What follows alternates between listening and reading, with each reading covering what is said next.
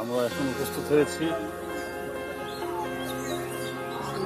বাংলাদেশের 12 আউলিয়ার যে দেশ, এদেশে বিভিন্ন সময় বিভিন্ন সাধক বাংলাদেশে ইসলাম প্রচার করার জন্য যে এসেছিলেন, সেই 60-এর দশকে কুষ্টিয়া ভেড়ামারার গোলাপনগরে অবস্থান করেছিলেন সলেমান শাহ সাধক, যিনি দীর্ঘদিন তার ইসলামের যে দিক নির্দেশনা সেগুলো দিয়ে এই অঞ্চলের মানুষের ভিতরে ইসলাম প্রচার করেছেন।